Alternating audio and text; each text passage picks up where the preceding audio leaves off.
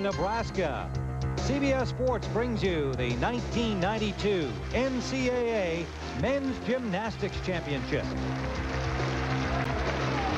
Hello, everyone. I'm Tim Ryan, along with 1984 Olympic gold medalist Peter Vidmar here in Lincoln. And Peter, no surprise with the three teams here in the finals. They were the top teams during the season. However, Nebraska just barely made it into the final, going right down to the final two events of the preliminaries. Yeah, it was really scary. And you'd think with an inexperienced team like they have, a very young team, they wouldn't be able to handle the pressure. But they're led by just a sophomore, Dennis Harrison. He's homegrown. The crowd loved him, and he was tough to the end. Well, the seven-time national champions have depth and balance despite their youth. Stanford, on the other hand, a couple of genuine stars. They really do. Jer Lynch is an excellent gymnast. He's very creative. He's innovative. He's fun to watch.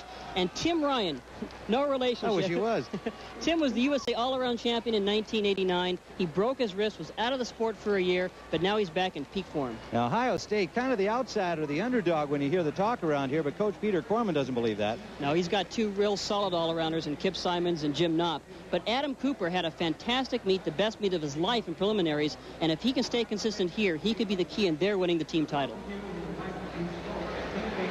Well, there will be 6 rotations over the 6 different events in gymnastics, and here's how they'll start.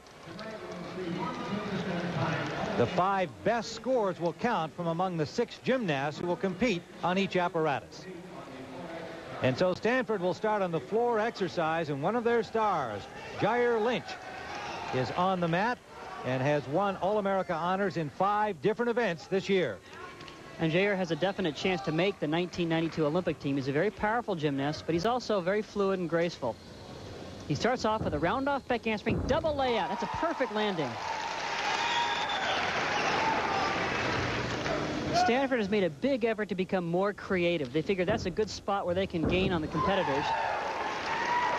And Jer's a very creative gymnast. Here's some flares on the floor. A little flexibility with his split. Now a mandatory press to a handstand. This is also a good rest position if you have a good handstand. You can breathe, actually, while you're upside down. Catch your breath. Doesn't look too restful to me, Peter. This is an interesting skill. It's a handspring, 1 3/4. His feet never touch the ground until he rolls out of it. This is a nice rest position also, where you have to do a balance skill, usually on one leg, like a side scale or a Y scale here. Now getting ready for his dismount. He should be rested. He does a round off, back handspring, double tuck, 1 step back. It's a minor deduction. This is a very solid routine, however. Jer Lynch from Stanford. He is solid, obviously, as those All-America honors show, throughout all the events. Now Dennis Harrison from Nebraska.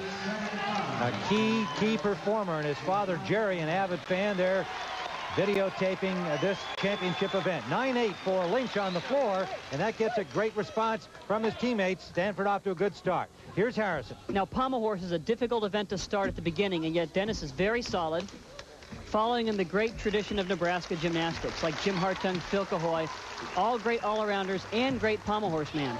Works across the horse, goes up to a handstand, comes back down. Here's a scissor sequence. Now he gets set for his dismount. Travels down to the end of the horse, all the way up to a handstand. Nice solid set. Dennis Harrison, a native Nebraskan from Omaha, and his dad's happy with that performance. He was second in the all-around in the West Regional Championship, so he's coming in here into the championship in fine form. 9.725 on the pommel horse. Nebraska wants a quick start. Ohio State's Adam Cooper on the rings. And Tim, as I mentioned Adam earlier on, he's a key player because in the past this year, he hasn't been super consistent. Yet he's come into his own just in the past couple meets. There's an iron cross. He's a big kid. He's 5'9", 160 pounds. It's a lot of weight to throw around in gymnastics, believe it or not. He had a shoulder injury last year, and I would imagine that's key in this event. It really is. If you have a shoulder injury, the one event that's really going to hurt his rings. He's handling it well. That was a nice giant swing to a handstand. This is called a Yamawaki, a whip it, down to an iron cross. Could have held that just a little bit longer. Press to a handstand to get ready for that dismount. It's a half in, half out. It's a perfect landing. Another solid start now for Ohio State. Adam Cooper, good performance on rings. worth 9.5 in the eyes of the judges. And so Nebraska in first place after the first rotation, followed by Stanford and Ohio State. They're all close. CBS Sports coverage of the 1992 NCAA Men's Gymnastics Championships is sponsored by Kellogg's, proud sponsor of our 1992 U.S. Olympic team. Nuprin, if you've got body pain, Nup it. And by Charles Schwab, helping investors help themselves.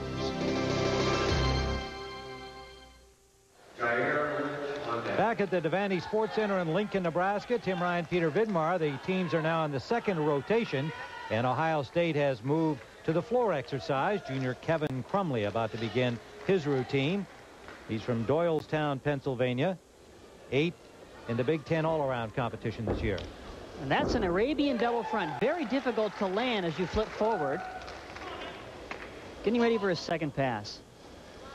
Here's a round-off back handspring. Nice, clean double tuck. Perfect landing. Watch this. This is exciting. It's a V press to a handstand.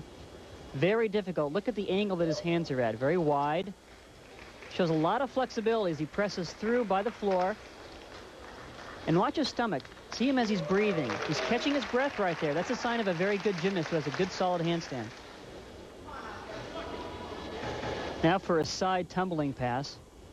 There's a front 1 3/4 dive roll, straddle jump, punch front right to the knee. Nice catchy sequence.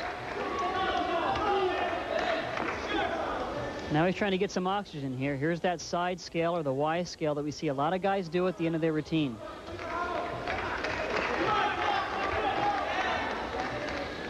Now for the dismount. It's a round off, back handspring, another double tuck, perfect landing. Good set.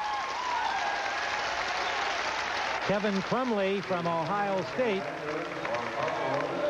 and earns himself a 9.750. Jair Lynch of Stanford will be on pommel horse next. His coach, Sadao Hamada, said last year that his team would work on more originality in all of their routines, and Lynch talked about that. Every single routine has originality and a lot of difficulty.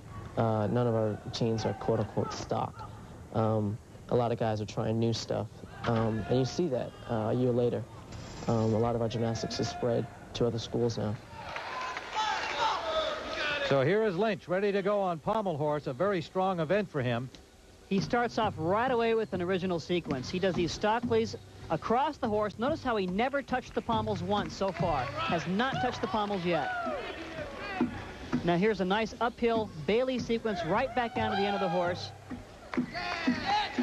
He's right on track right now. I don't see a deduction yet. Getting ready for his last sequence. Incredibly hard. Backward travels across the horse without the pommels. Your stomach is so tight at the end, and yet he looked very strong. Great routine. And gives himself palms up for that one. That's kind of an interesting looking innovation, originality after the event. That's right, but look at this part. He's going to travel backwards across the horse without the pommels. Then he does what's called an uphill circle. And here, we call this a Bailey, where you work on one pommel. He goes right back down to the end of the horse and a back more down. Very difficult sequence, taking him to the center of the horse. So palms up, Lynch says about that one. The 5'4" junior from Washington, D.C. And it is good for a 9.925, an outstanding score. Well, the judges obviously liked Lynch's routine, but Peter, how does a gymnast actually earn those points?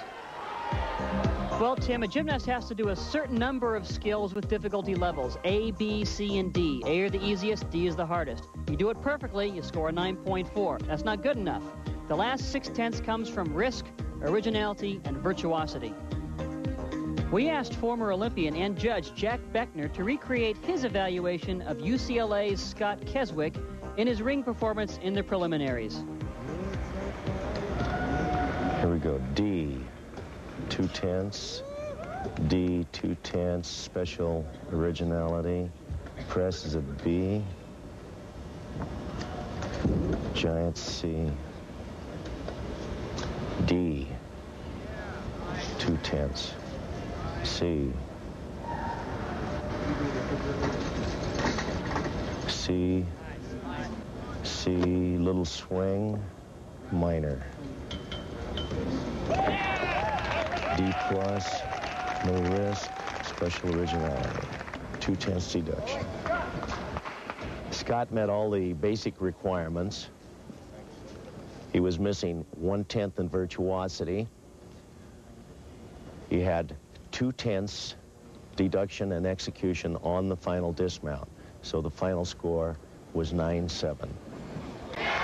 Well, an interesting explanation of a somewhat complex process. Meanwhile, Burkett Powell, the sophomore from Nebraska, on the rings.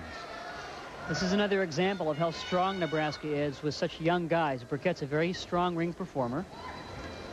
He's from right here in Lincoln. Here's a kip to an L cross. This is called a straddle planche. Not quite as difficult as it would be with the legs together, but still a very tough skill. It's called a Yamawaki, named after the Japanese gymnast that performed it first in the 1984 Olympics. Back up rise. Now he gets ready for a dismount, half in, half out. Took a step back. It's going to be a deduction. Still a fairly solid routine. Francis Allen, head coach in Nebraska, going for his 8th national championship. And Powell gets a 9.525. So Nebraska not too strong on the rings event, enabling Stanford to slip into the lead at this point. Well, entering the third rotation here in Lincoln, Stanford and Nebraska in the anticipated battle. Ohio State falling back a little bit. They've got an uphill climb. Richard Grace, an outstanding-looking young freshman from Omaha, Nebraska, on the floor exercise. Watch this power. Round off back handspring, double layout, easy landing. Once again, he's only a freshman. I really like this guy. We're going to see a lot of him in the future. And Francis Allen says he's our leadoff man, and that's a tough spot to put a freshman in. Scores usually go up higher during the course of the event with each succeeding gymnast. Look at that. A double front. Incredible, just from a run. This guy has a lot of power. He's very compact. He's only 5 feet tall. I'm really impressed with his gymnastics. Right now, it seems that the trend in gymnastics is for explosive power. Grace has a lot of that. Nice, solid handstand. Hopefully catching his breath. Grace had a 9.75 on the floor in the regional competition. This is certainly one of his best events. There's a front flip, round off, back layout to a front 1 1/4.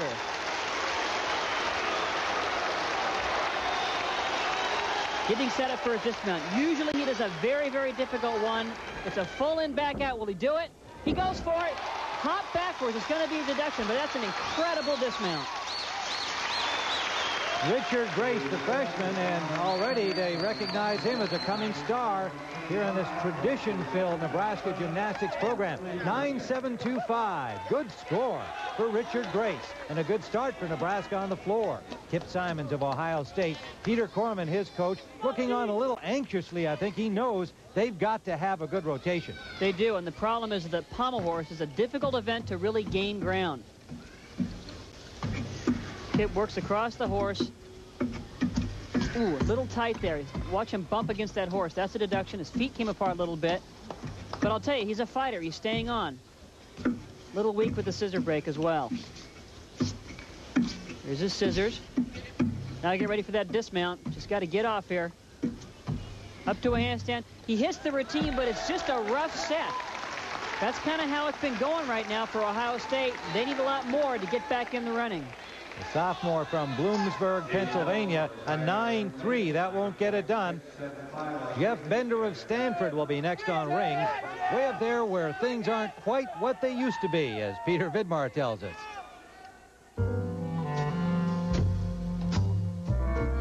In the early years, gymnastics had a slightly different look. The pioneers were battling not only primitive conditions, but also a world of indifference. First of all, people didn't know what it was, and I'd say I was out for gymnastics, and the fellow would say, "Gym who?" And I said, "Gymnastics." Nowadays, it's a whole new world where the gymnast gets a little more help.